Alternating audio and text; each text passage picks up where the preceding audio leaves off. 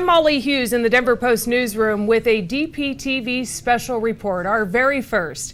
And joining me as our first guest in studio is the newly re-elected Governor, John Hickenlooper. Welcome to our new digs. It's pretty impressive. I like it. Change of the times, right? It is. Everything moves forward. And so, first of all, how you feeling? Well, I'm almost back to a normal diurnal cycle, right? I got some pretty good sleep last night and the night before, but I tell you, the last 10 weeks, 12 weeks of 95 hours a week, it takes a lot out of you. Would you ever have thunk? Who would have thunk it? I think we were saying that it would have been such a fight. Yeah, well, we knew it was going to be a fight. I mean, with the gun safety issues and the capital punishment, there are a lot of issues that touch different people in different ways, and that's what makes, politics, right? Are you kind of recovered now from the election hangover, as I call it? Well, we didn't really have a hangover. I mean, it was there is an energy change where you've just been working so hard and you've been so driven. You have such a sense of urgency. And now you can kind of step back and look at the landscape a little bit and say, all right, who do we need to have where? Where do we get people together? What's first? What's second? So now we've got all those, we've got those plans in place. And, it did seem neck and neck there for a while, and even at your victory speech, I think I saw you do a little one of these. But actually the margin, as more ballots have come in, has widened and widened. Tell us about that. Well, we knew that a lot of the Boulder and Denver were the last to come in, so they'd never been counted. A lot of the rural areas, El Paso County came in very early, so it looked more bleak than it really was. And so now, we're at almost a 3% margin of victory. Our margin of victory is more than Cory Gardner's, and we got more votes than Cory Gardner. I can't wait to see Cory so I can tell him that, hey, we outpolled you. Although he did call the morning after the election on Wednesday morning. I look forward to working with him. I'm a big fan of Mark Ulal's. I think he did a great job in the Senate, but this is American democracy, and I think Cory Gardner is going to reach out, and we're going to be a good partnership together, and we're going to continue to move Colorado up. And do you get the sense, I think it's no argument, that the voters have spoken loud and clear that change needs to come, right? And many seats, that were Democratic have turned Republican. I think what the voters are saying, hey, put the partisan stuff aside, the election's over, let's everybody work together, and how do we get more jobs, how do we get better jobs, how do we get people to, to be able to live the life they dreamed, right? That's the whole point of Colorado, right? A place where you can live a life that you dreamed.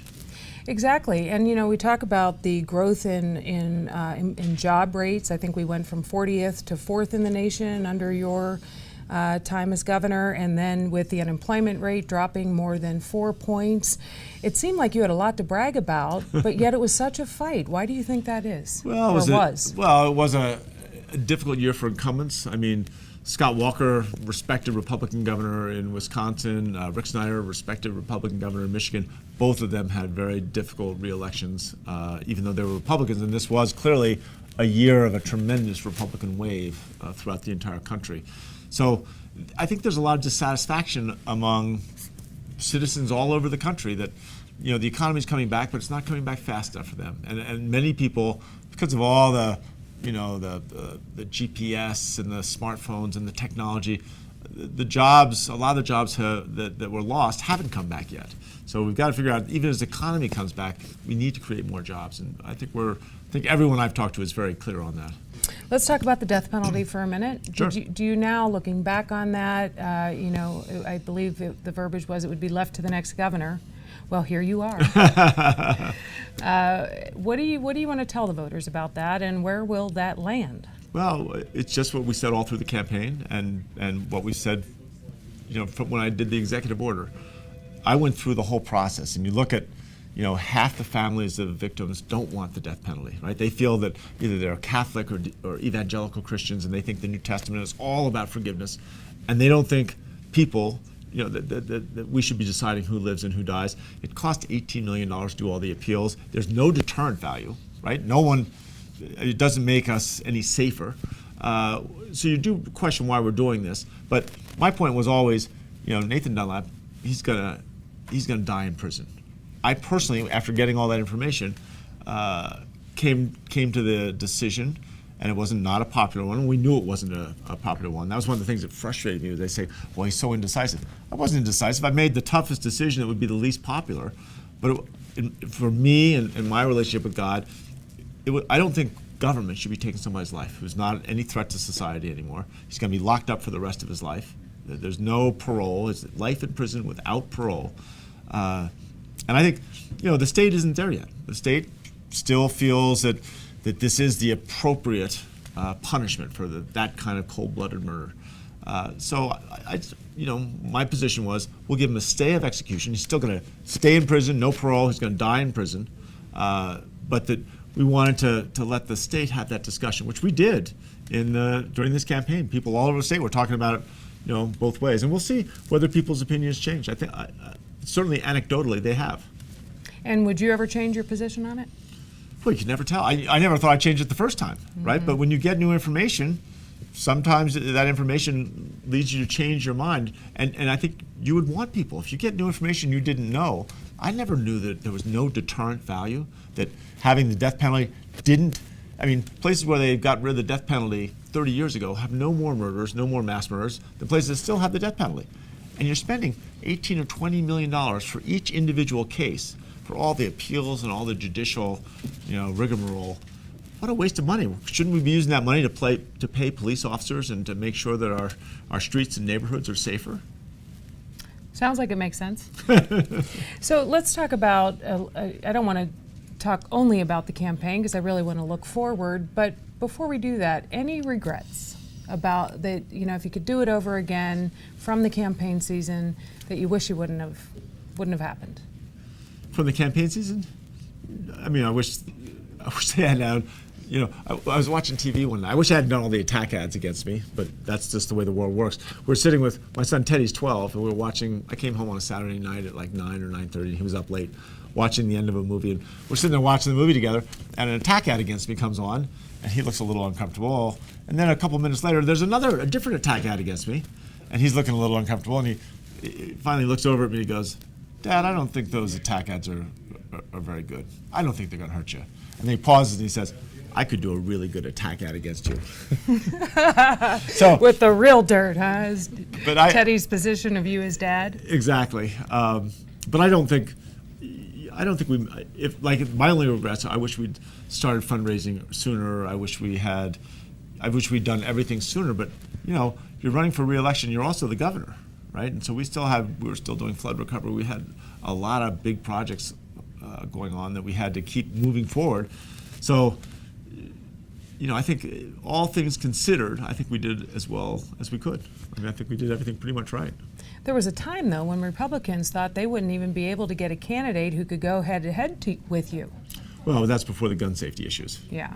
Once we did universal background checks, right, and we went out there and said to people, in getting to half the gun purchases in 2012, there were, what was it? I can't remember. 38 people convicted of homicide who tried to buy a gun, and we stopped them. 133 people convicted of sexual assault. 620 burglars. 1,300 people convicted of felony assault. These were pretty compelling numbers. And we were never. Our goal was never to take guns away from people. The goal was to keep guns out of the hands of dangerous individuals. And we knew that was going to be unpopular. I think we could have done a better job of having a better process, letting more people feel their voices were heard. But when you get all those statistics back in the end, there were over 3,000 violent criminals in 2012 that we stopped from buying guns, and that was only getting to half the gun purchases. Well, it makes sense that we outlawed Thompson submachine guns in 1934 because you don't need one to defend your house. It's not used for hunting, and you look at it was being used for bank robberies during the Depression. So this country said, you don't need a Thompson submachine gun. Universal background checks is a similar thing. I think it doesn't take guns away from people for defending their homes or for the hunting or other uses, but it does keep them out of the hands of dangerous people.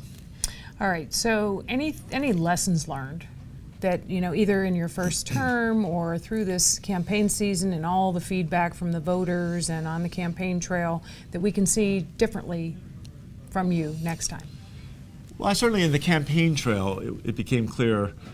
I like to I love ideas, and I like to think out loud, and I like to kind of take an idea and twist it around and think it through, and kind of almost think about it by talking about it. And for a lot of people, that's the way they think and they operate. But a lot of people don't. A lot of people like things very, it's either black or white, and we want to know exactly where you stand, and we want it very clear. And I'm not someone like that, but obviously a lot of the state of Colorado is. And I can be that way. I can learn to distill things down to a more direct, not nuanced, but more just black and white kind of perspective on an issue. And I think that there would be some real use in that. I think that people didn't trust us or didn't trust me because, when I was thinking out loud, they thought I was, wishy-washy? Yeah, wishy-washy about it. And that's just a stylistic, again, on all these things, I don't think we were ever wishy-washy. After the floods, within 24 hours or within 36 hours, we said we were going to repair all 200 miles of roads and 50 bridges, and we're going to get it done before Thanksgiving or before December 1st. Everyone said, well, you're never going to do that. Well, that's just decisive. It's not wishy-washy, and we did it. Thank God. I thought it was going to be close. Okay, so the bottom line to that question then, will we see a different John Hickenlooper, one who will publicly be more decisive in front of the cameras, in front of the public? Because I understand what you're saying is that's part of your personality. Well, is that what will be different, perhaps? I think there will be some moderation there. Right? You can't change, a tiger doesn't change his stripes. So I am someone who likes to think out loud, and I will probably continue to think out loud and will from time to time put my foot right back in my mouth again. But I think I will certainly make an effort to distill further and get things down to the essence. In my observation as a reporter in this town for a very long time, that thinking out loud has been part of the view into your mind, which really, does it seem to have worked in your favor in the past and now it doesn't anymore? Well, I think it didn't work. It certainly has worked in the past, and I think it'll work well in the future. I mean, again, there are times when you should be thinking out loud and letting people see how your mind operates, but there are other times when you just got to get out there and say, this is the way it's going to be. We've gone through all this process, and now we've made a decision, and we've got to keep moving. We've got to go forward. We're not going to sit there and continue to look at different options. So during your victory speech, I heard you say the voters, or when it comes to collaboration, working across the aisle, that you don't want to only listen to one another, but actually hear each other.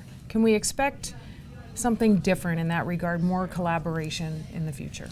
Yes, I think that we will work even harder. We've always, I think, been a pretty collaborative team. Our administration is almost everyone in our administration is a good listener and works hard to collaborate. But I think we can do even more reaching out. And it's funny, I was thinking during the campaign when I was thinking about, it's not just listening, it's hearing. And one way you do it in the restaurant business is when someone's really unhappy with a meal they got, or the soup was spilled or something.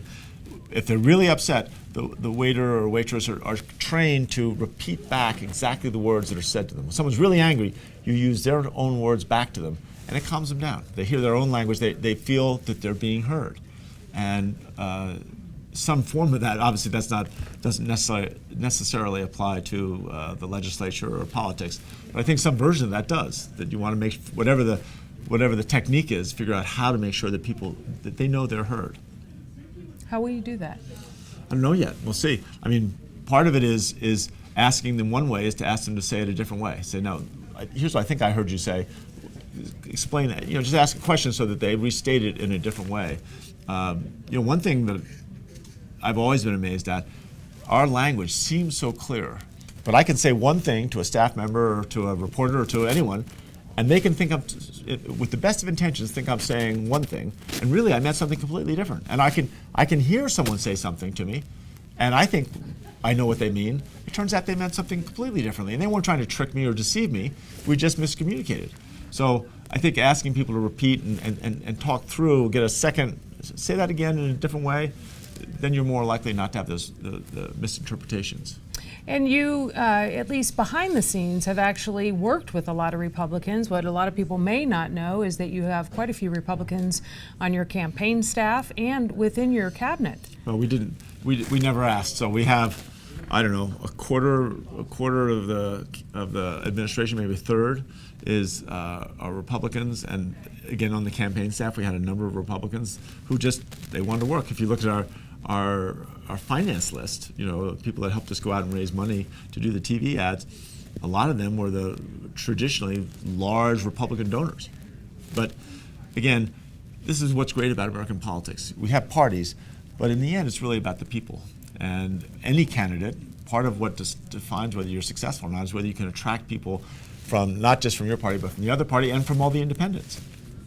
All right, so you're getting ready to take off and finally take a break. Well, 4 days. We're going to take Teddy and I are going to go take a 4-day weekend off and kind of just get out of Dodge or get out of Denver and just spend time with each other. I mean, he had to sacrifice. I mean, we got him on the campaign trail a bunch of times. We let him be. He wanted to help, and so for the first time, we put him in a TV ad because he really wanted to contribute. But we haven't spent a lot of quality time where we could just sit and talk. And this will be. I'm really, really looking forward to it. All right. So another personal question. I was shocked when I saw Helen Thorpe come up to the mic and give you a big hug at the victory speech. I thought it was a beautiful gesture, and I'm curious, will we see more of her around? Well, Helen has been, she was the last 3 or 4 weeks helping campaign, help raise money. She has been remarkable, but she's seeing somebody, right? She's very seriously involved with someone, and I think very happy and content, but we still are. Her new book, she dedicated it to me. So, we're always going to be family, right? She lives a couple blocks away. Teddy runs back and forth. We're just a different kind of family. And the man that she's seeing now, I'm a big fan of. I think he's fabulous, and she's happy. She's happy as I've ever seen her. So you'll probably see more of her, but it's really going to be not because of me. It's going to be because of her book and who she is. And her book, Soldier Girls, has become, is being talked about all over the country. I'm so proud of her. In certain ways, she's the star. Well, and as a person of a divorced family myself and being divorced myself, that was wonderful to see. Well, you can't. Got to do that for the kids. Well, you got to do that for the kids, and you got to do it for each other. Yeah. Helen and I are so much better friends, and we are family. We're a different kind of family. We're still family. All right, Governor Hickenlooper, enjoy your time with Teddy. Well deserved. I know it's been probably a long time since you've been able to have that quality time with him. It sure is. All right, so enjoy your trip. Thanks, Mom. Good luck with the new show. I'm so excited for you. It's awesome. Thank you. Thank you. You're our first guest. I feel honored. All right, thanks so much for being here. Governor Hickenlooper, thank you. Thank you. So thanks for joining us on our first installment of Mondays with Molly. I'm Molly Hughes in the Denver Post newsroom with a special report from DPTV.